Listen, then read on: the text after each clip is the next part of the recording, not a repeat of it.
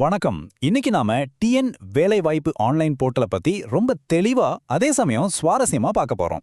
உங்க எம்ப்ளாய்மெண்ட் சீனியாரிட்டியை எந்த ஒரு சிக்கலும் இல்லாம ரொம்ப ஈஸியா எப்படி உறுதி செஞ்சுக்கலாம் அப்படிங்கிறதுக்கான முழுமையான வழிகாட்டி தான் இது. வாங்க உள்ள போகலாம். சமீபத்துல தான் உங்களோட ஒரிஜினல் 10th மார்க் ஷீட் கைக்கு வந்ததா? அடுத்து என்ன பண்றதுன்னு கண்டிப்பா ஒரு யோசனை இருக்கும். அதை விட ரொம்ப முக்கியமான விஷயம், இந்த வேலைவாய்ப்பு பதிவை நாம தள்ளி போடுறதால எதிர்காலத்துல நமக்கு கிடைக்க வேண்டிய வேலைவாய்ப்புகள் எப்படி பாதிக்கப்படும் அப்படிங்கறத நம்ம கட்டாயம் தெரிஞ்சுக்கணும். இந்த பதிவுல நாம 5 முக்கியமான விஷயங்களை கவர் பண்ண போறோம். பதிவோட முக்கியத்துவம், புது அக்கவுண்ட் ஓபன் பண்றது, பர்சனல் டீடைல்ஸ், கல்வி தொகுதிகளை சேர்க்கிறது, அப்புறம் ஐடி கார்டு மற்றும் ரினியூவல்.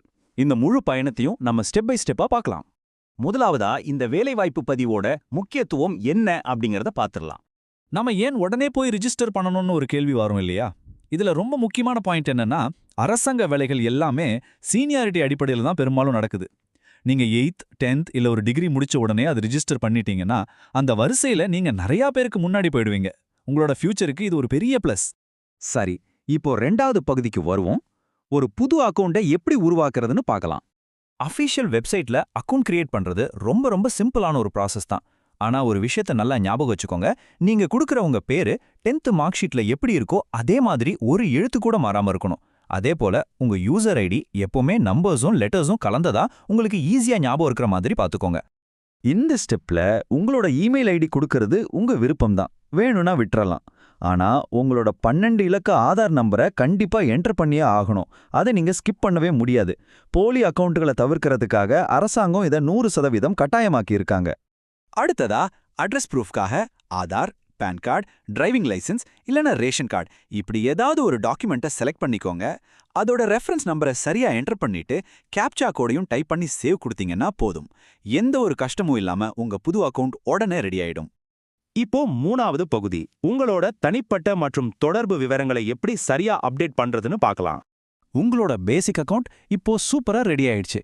அடுத்து நம்ம ப்ரொஃபைல் டேஷ்போர்டை முழுசா ஃபில் பண்ணணும். இதுக்கு உங்களோட கம்யூனிட்டி சர்டிஃபிகேட்டை கையிலேயே வச்சுக்கோங்க. ஏன்னா அதுல இருக்கிற சர்டிஃபிகேட் நம்பரை ரொம்ப சரியா என்டர் பண்ணணும். அது மட்டும் இல்லாம அந்த சர்டிஃபிகேட்டை யார் கொடுத்தாங்க, அதாவது தாசில்தாரா இல்லை ஆர்டிஓவா அப்படிங்கிறதையும் நீங்க தெரியல மென்ஷன் பண்ணணும். உங்களோட கான்டாக்ட் டீடைல்ஸ் கொடுக்கறப்போ கொஞ்சம் எக்ஸ்ட்ரா கவனமா இருங்க. உங்க டோர் நம்பர், தெரு பேரு, கிராமம், தாலுகா எல்லாமே நீங்க சப்மிட் பண்ண ஐடி ப்ரூஃப்ல எப்படி இருக்கோ அச்சசலா அதே மாதிரி இருக்கணும். சின்னதா ஒரு மிஸ்டேக் பண்ணா கூட பின்னால் அது பெரிய தலைவலியா மாறிடலாம். இங்க நீங்க நோட் பண்ண வேண்டிய ரொம்ப முக்கியமான விஷயம் ஒன்று இருக்கு. நீங்க 10th 12th இல்ல ஆர்ட்ஸ் அண்ட் சயின்ஸ் முடிச்சிருந்தா தாராளமா உங்க மாவட்ட வேலைவாய்ப்பு அலுவலகத்தையே செலக்ட் பண்ணிக்கலாம். ஆனா பிஇ, பிடெக், எம்பிபிஎஸ், லா இப்படி ஏதாவது ப்ரொஃபஷனல் டிகிரி முடிச்சிருந்தா கண்டிப்பா சென்னையில இருக்கிற ப்ரொஃபஷனல் அண்ட் எக்ஸிக்யூட்டிவ் ஆஃபீஸை தான் செலக்ட் பண்ணணும். இதை மட்டும் மாத்தி பண்ணிடாதீங்க. 4வது பகுதி, கல்வி தகுதிகளை சேர்க்கிறது. நமக்கு சீனியாரிட்டி கொடுக்க போறதே இதுதானே. உங்களோட பர்சனல் டீடைல்ஸ் எல்லாம் சேவ் ஆனதும் முதல் வேலையா உங்க 10th மார்க் ஷீட் டீடைல்ஸை என்டர் பண்ணி அக்கவுண்ட்டை ஆக்டிவேட் பண்ணணும். இங்க ஒரு சின்ன டிப் சொல்றேன், கேட்டுக்கோங்க. ஒருவேளை நீங்க அரியர் வச்சு பாஸ் பண்ணியிருந்தா ஃபைனலா நீங்க கிளியர் பண்ண அந்த சர்டிஃபிகேட் நம்பரை தான் யூஸ் பண்ணணும். சரியா? வெறும் படிப்பு சார்ந்த விஷயங்களோட மட்டும் நிக்காதீங்க. உங்களுக்கு typewriting, short hand, computer course இல்ல ஸ்போர்ட்ஸ் சர்டிஃபிகேட்ஸ், என்சிசி, என்எஸ்எஸ்னு எந்த எக்ஸ்ட்ரா ஸ்கில்ஸ் இருந்தாலும் அதையும் கண்டிப்பா ஆட் பண்ணுங்க. இது உங்களோட ப்ரொஃபைலை இன்னும் ஸ்ட்ராங்கா ரொம்ப யூனிக்கா மாத்தும். ஃபைனலா 5வது பகுதி, ஐடி கார்டு மற்றும் ரினியூவல். இந்த குவாலிஃபிகேஷன்ஸ் எல்லாம் சேர்த்து சேவ் பண்ண உடனே என்சிஓ கோட் இருக்கிற உங்களோட official employment ID card generate ஆயிடும். இதை நீங்க உடனே பிரிண்ட் எடுத்துக்கலாம் இல்ல பிடிஎஃபா டவுன்லோட் பண்ணி சேஃபா வச்சுக்கலாம். ஃபியூச்சர்ல நீங்க 12th காலேஜ் டிகிரின்னு அடுத்தடுத்து படிச்சு முடிக்கும் போது மறுபடியும் இந்த சேம் அக்கௌண்ட்ல லாகின் பண்ணி அப்படியே ஆட் பண்ணிக்கலாம். ஒவ்வொரு தடவையும் புதுசா அக்கௌண்ட் ஓபன் பண்ணணும்னு எந்த அவசியமும் இல்ல. இது நமக்கான வேலைப்பழுவை ரொம்பவே குறைக்குதுல்ல. ஆனா இப்ப நாம பார்க்க போற இந்த நம்பர் தான் இந்த மொத்த ப்ராசஸ்லயுமே ரொம்ப ரொம்ப முக்கியம். உங்க பதிவு 3 வருஷத்துக்கு மட்டும்தான் வேலிட். அந்த 3 வருஷம் முடிஞ்சதும் உங்களோட சீனியாரிட்டியை தக்க வச்சுக்க அதை கட்டாயம் ஆன்லைன்ல ரெனியூவல் பண்ணியே ஆகணும். இதை ஈஸியா புரிஞ்சுக்க ஒரு எக்ஸாம்பிள் சொல்றேன். இப்போ நீங்க செப்டம்பர் 2025ல ரிஜிஸ்டர் பண்றீங்கன்னா கரெக்டா செப்டம்பர் 2028ல ரெனியூவல் பண்ணணும்.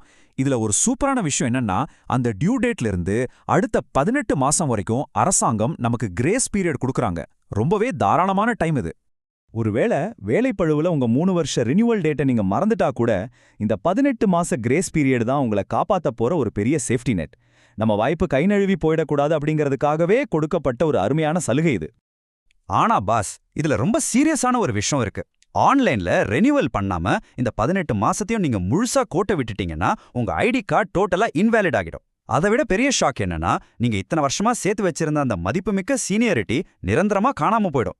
சோ இந்த போர்ட்டலை எப்படி யூஸ் பண்றது, ரினியூவல் பண்றதுக்கான ரூல்ஸ் என்னென்ன அப்படிங்கிறது எல்லாமே இப்போ உங்களுக்கு ரொம்ப தெளிவா புரிஞ்சிருக்கும்னு நம்புறேன். இனிமேல் ஒரே ஒரு கேள்விதான் மிச்சம் இருக்கு. உங்களோட ஃபியூச்சரை பாதுகாத்துக்க, வேலைவாய்ப்பு வரிசையில உங்களுக்கான இடத்தை கன்ஃபார்ம் பண்ண நீங்க எவ்வளோ சீக்கிரமா ஆக்ஷன் எடுக்க போறீங்க? உடனே போய் ரெஜிஸ்டர் பண்ணுங்க. All the best.